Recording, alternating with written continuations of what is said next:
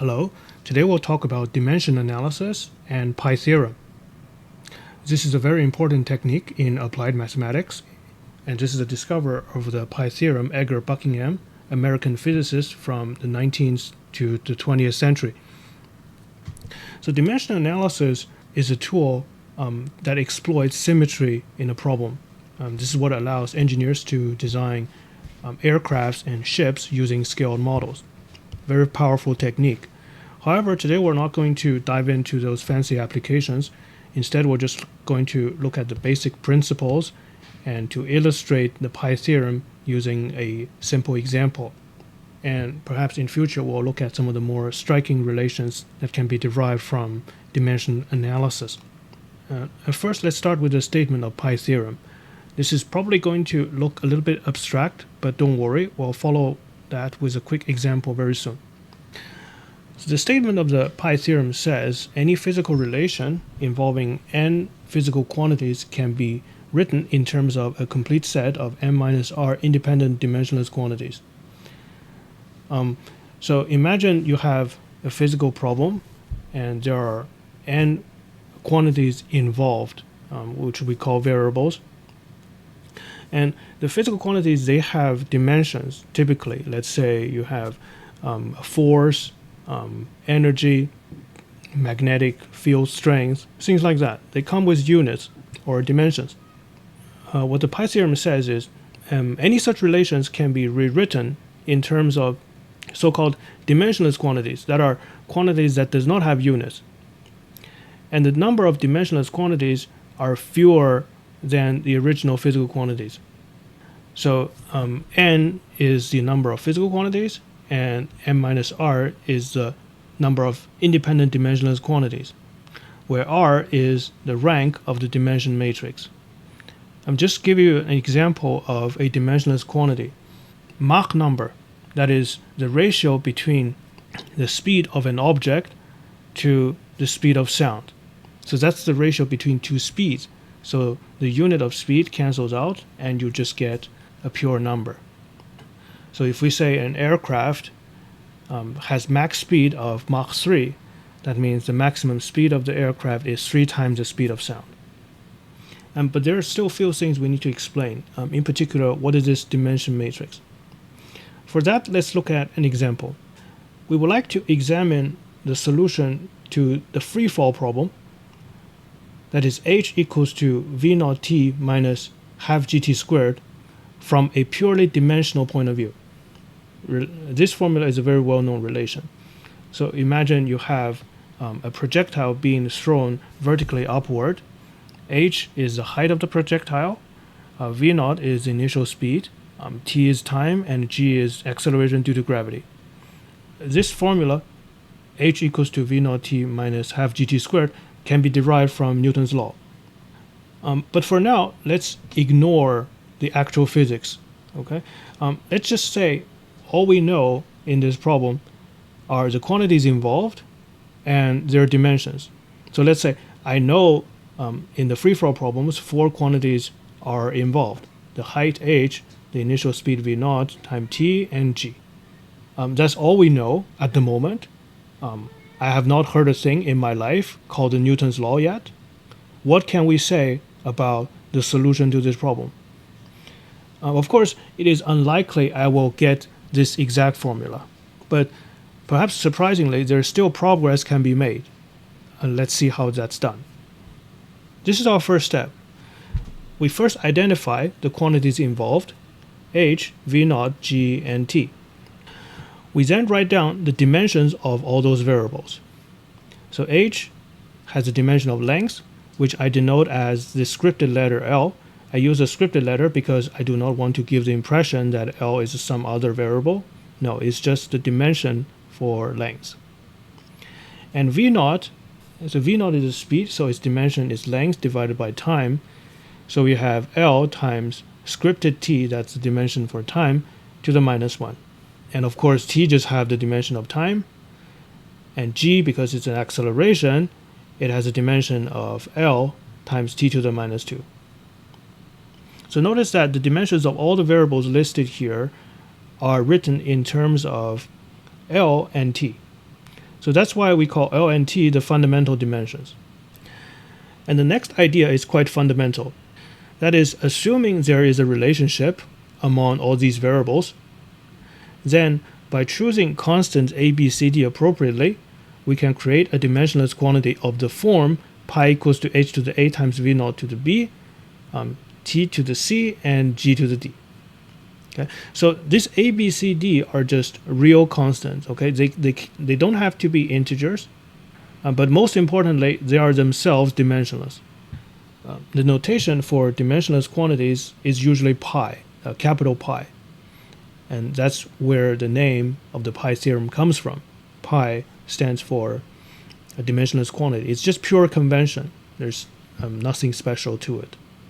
How do we choose a, b, c, d? So our next step is to write down the dimension of pi. The dimension of pi, of course, is just the dimension of h to the a, and dimension of v naught to b to the power of b, dimension of t to the power of c, times dimension of g to the power of d. And then just plug in all these dimensions we listed earlier. Use the law of exponents. We get L to the power of a plus b plus d times t to the power of minus b plus c minus 2d. So this is the dimension of pi for any arbitrary choice of a, b, c, d. And of course, we want it to be dimensionless. And for that, we're going to set the exponents for L and T to be 0 simultaneously. So we have a plus b plus d equals to 0, and minus b plus c minus 2d equals to 0. And this is a linear system of equations. You can't solve it right away.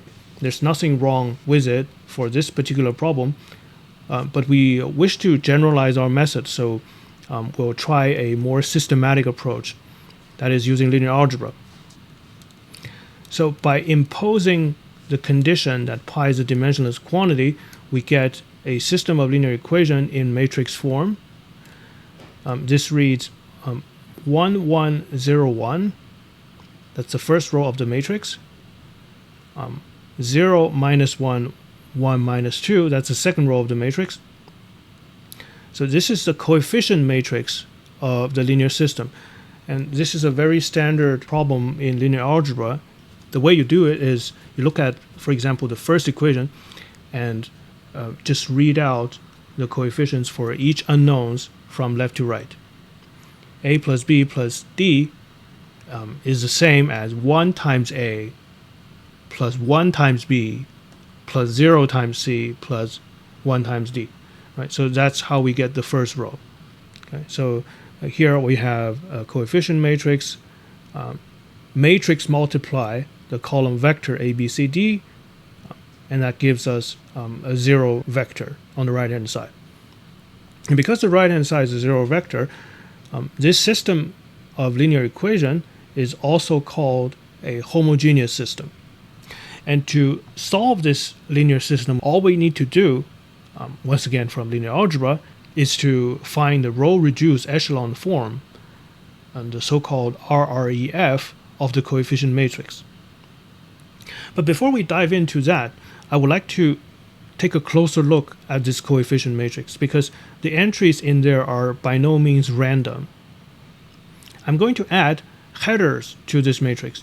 So we can imagine this matrix being a table. Right? You can add headers to the rows and headers to the column. So the headers for the rows are the fundamental dimensions, L and T. And the headers for the columns are the physical variables, H, V naught, T, G. So they do not affect the actual calculation about the matrix. Okay, these are just labels for the rows and columns. So instead of using first row, second column, we use L row, H column, things like that.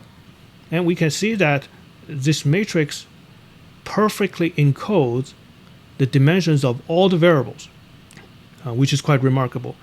For example, H has a dimension of length, right? If you look at the H column, we get 1, 0. That means the exponent to L is 1, the exponent to T is 0, which is exactly what we had earlier. Right? And the same works for the V naught column. Right? V naught is the speed. Once again, the numbers 1 and minus 1 represents the exponents in the fundamental dimensions. And the same works for the column T and G as well. So the coefficient matrix perfectly encodes the dimensions of all the variables with no loss of information. And that's why this coefficient matrix is also called the dimension matrix of the problem.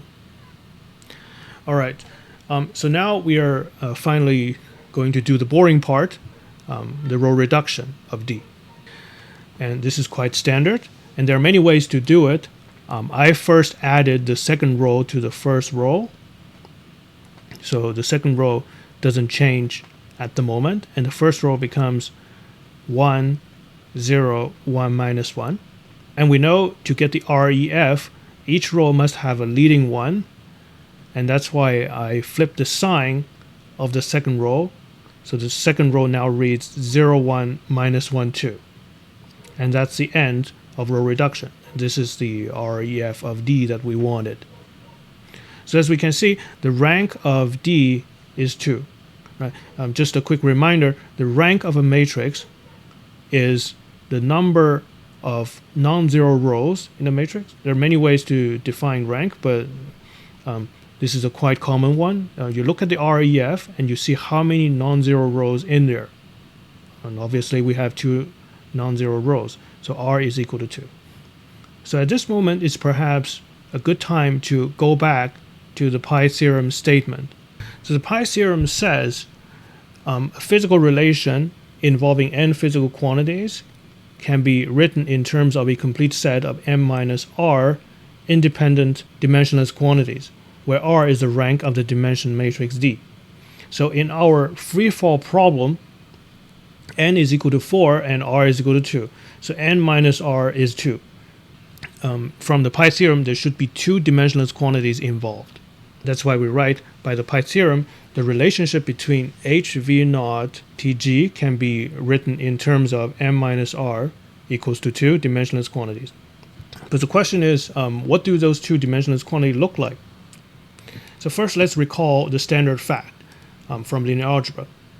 The original linear system and the linear system whose coefficient matrix is now replaced by the REF have the same solutions. So ABCD now satisfies this new system of linear equations. What we do now is to unpack the matrix form into the regular system of equation form, for the lack of a better term. Okay, so once again, we just look at the coefficients. You have 1, 0, 1, minus 1. That gives us the first equation, which is 1 times A plus 0 times B plus 1 times C minus D equals to 0. And similarly, the second equation now reads B minus C plus 2D equals to 0. Of course, this system of linear equation does not have a unique solution. In fact, there are infinitely many solutions. The way we represent such solutions in linear algebra is that we choose certain variables to be free variables and express the rest of the variables in terms of those free variables. And the convention of choosing free versus non-free variables is the following. That is, we look at the REF and see where the leading ones are. Okay, so we see the first column and the second column contain the leading one. And by convention, we choose the variables corresponding to these columns as the non-free variables. And therefore, we choose A and B to be the non-free variables. The third and fourth column does not contain any leading one, so we let them to be the free variables. So C and D are free, A and B are not free. We can then express A and B in terms of C and D, respectively. So now simply by rearranging, we can write A equals to minus C plus D and B equals to C minus 2D. So what does big pi look like? Pi is equal to H to the A times V naught to B, T to the C, and G to the D. That's the definition of big pi. We then just plug in the expressions for A and B into the definition of pi, and we get H to the power of minus C plus D times V naught to the power of C minus 2D times T to the C times G to the D. and we get V naught times T over H, quantity to the power of C, times Hg over V naught squared, quantity to the power of D. So now we can see what are the two dimensionless quantities are. The expressions inside these two brackets.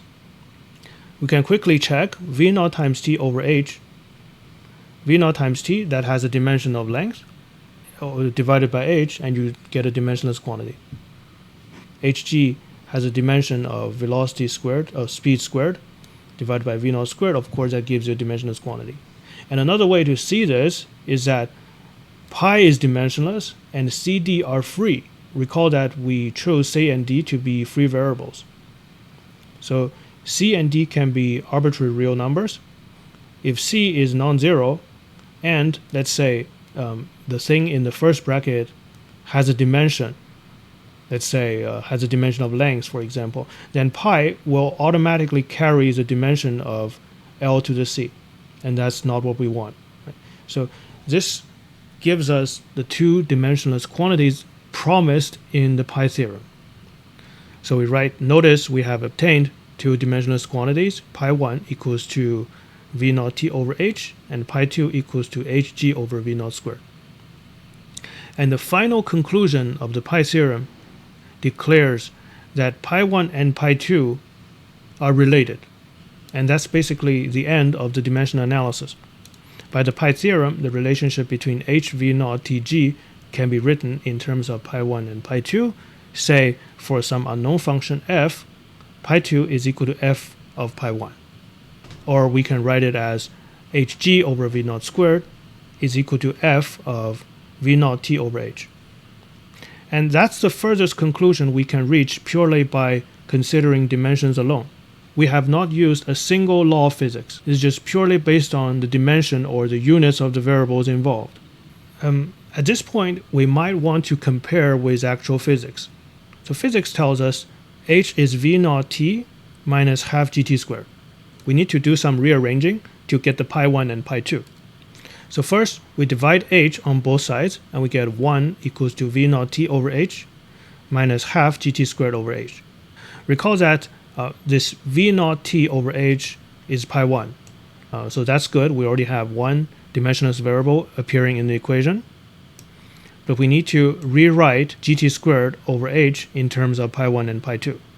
Gt squared over H is equal to V naught T over H squared times Hg over V naught squared. And this is pi 1 squared times pi 2.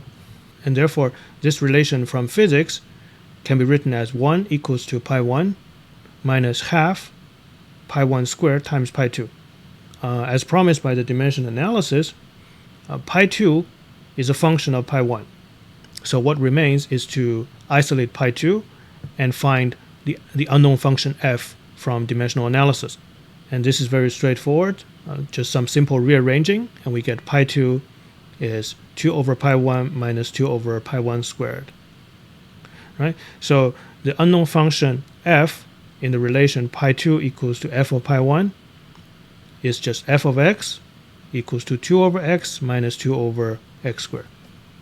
So actual physics tells us what the actual function look like in the dimensional analysis. So now you can see the role of dimensional analysis. It can be served as a preliminary step because sometimes the actual physics involved is very complex. For example, the study of aerodynamics. It is not easy to, let's say, write down a set of differential equations and then solve the differential equation to get the physical relation we want. By dimensional analysis, sometimes we can just say, okay, here we have a few dimensionless quantities, and there is an unknown function relating them. The unknown function can then be further determined by experiments, and not necessarily through derivations from first principle of physics. And that's what I got for today. In a future video, we'll demonstrate how dimensional analysis can give us the correct form of aerodynamic drags. Thank you very much for watching. If you enjoy my content, please consider like and subscribe, and I'll see you next time.